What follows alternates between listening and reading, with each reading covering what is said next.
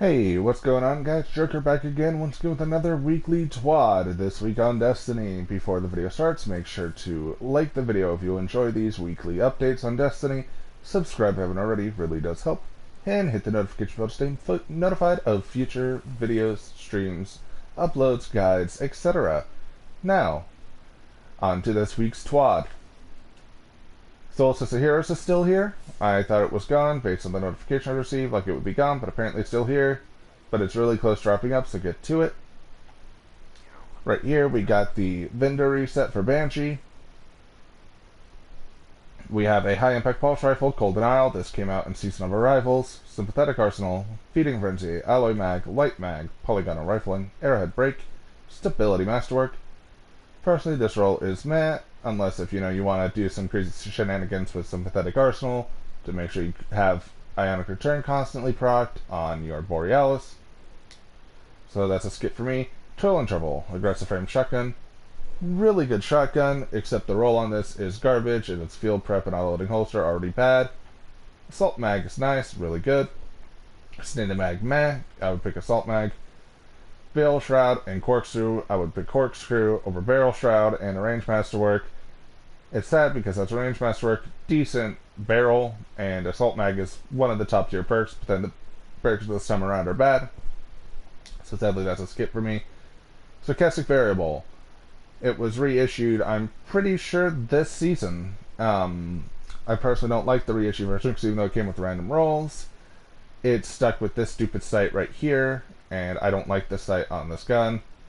This roll is Dragonfly, Under Pressure, Extended Mag, Ricochet Rounds, Light Mag, Full Bore, Extended Barrel, and a Handling Masterwork. This is just a skip for me because SMGs are not the best right now in PvP, and I just don't like this sight at all, and there's better PvE options like the good old 7th Seraph or Ikelos SMGs in that slot that it has to compete with.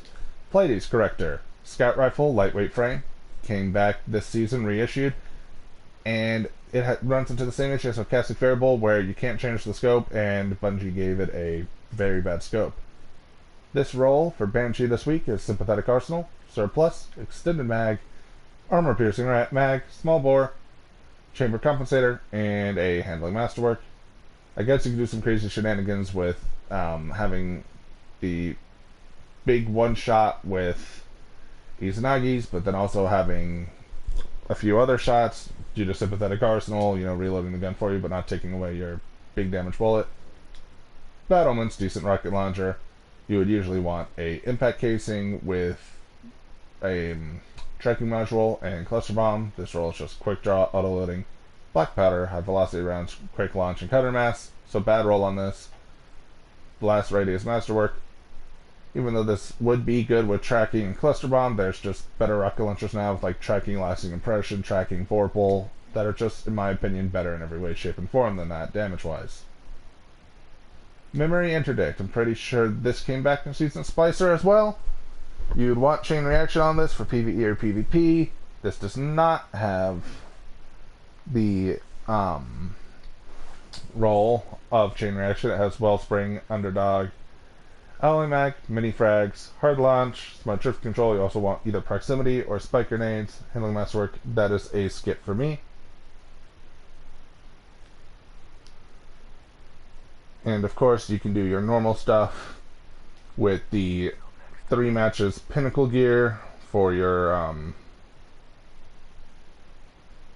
yes, Damie, they are perfectly fine. They're doing well. But of course, you can play Gambit for your 3 Pinnacles. You can play Crucible normal for your 3 Pinnacles. And the Crucible right now, you could do Rumble for it, you could do Control for it, you could do Elimination for it, or you could do the weekly Crucible playlist, which is Mayhem.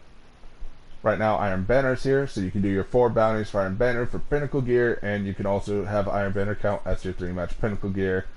You can go in with matchmaking just normal, or freelance, which is just solo matchmaking. You can get your powerful gear off of Survival. On the moon, it is right now, the simulation is Agility, Astron Abyss is the Dark Zone. For Vanguard Strikes, it is currently, today is Arc Day, so if you do those, 3 of those, with Arc Subclass being the ending of it, bada boom, bada bang, Pinnacle Gear. Grandmaster Nightfall, right here, is actually changeable, which is kind of like the big point here, big selling point of it. It is changeable, so if you need your Conqueror title and you're missing 1 Nightfall, you can do that, or if you want a Gilded, you can do the Nightfalls that you missed, or you can just run an Inverted Spire since it is an easy strike, and Grandmaster Inverted Spire is not that terrible for your Adept Nightfall weapon, which this week is the Adept Plug 1 Fusion Rifle.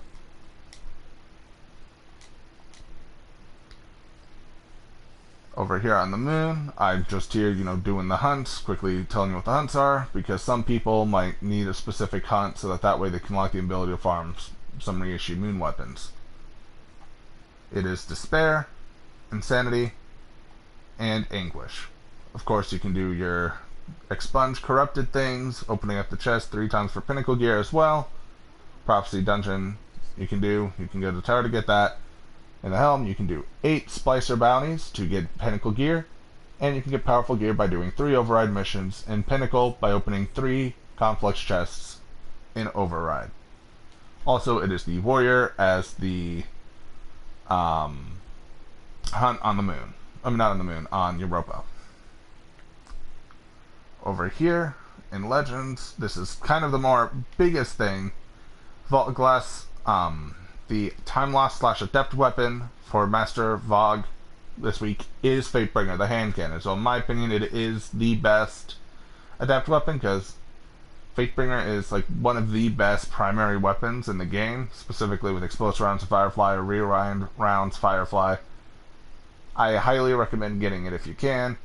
Of course, not everybody has the team to do the Masters, but the Masters is not that hard in this specific way to get Fatebringer, because to get the Fatebringer you have to do the Out of Its Way challenge.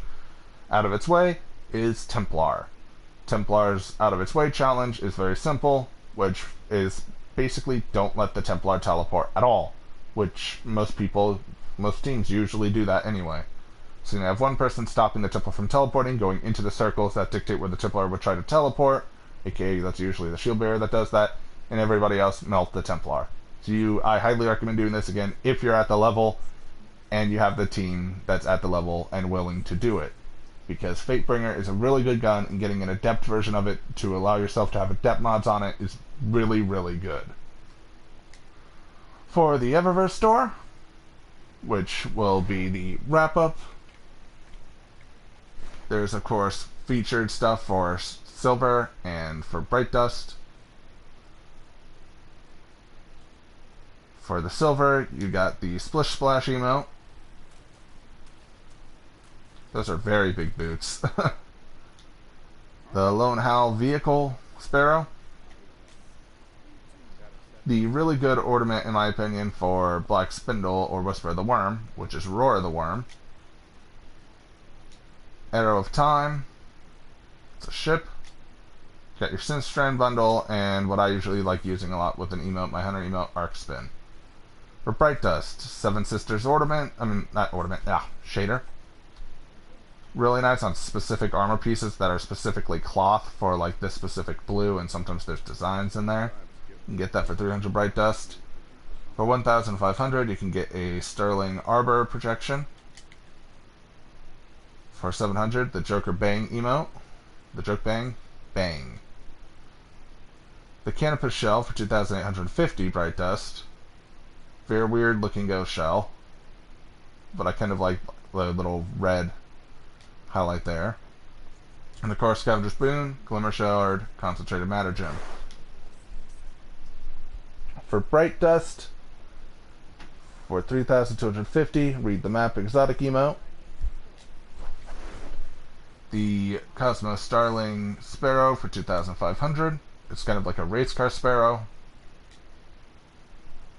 The Tachyon 4 ship for 2,000. It's an Omelon ship.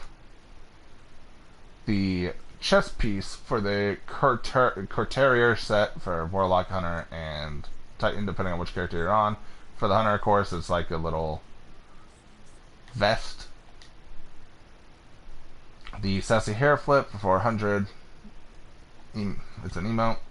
Of course, for the chest piece, it will be 1,200 Bright Dust. For 1,250, it is the binary function weapon ornament for the duality. And you can get the Splicer Gauntlet projection for 1,500 Bright Dust. For the entrances, each of the entrances are 450 Bright Dust. We've got the Oscillified, Reef Shimmer, and Cabal Arrival. For the shaders, they're 300 each. NEOPOP Wave. Very, very bright on the metallics. It is pink and blue.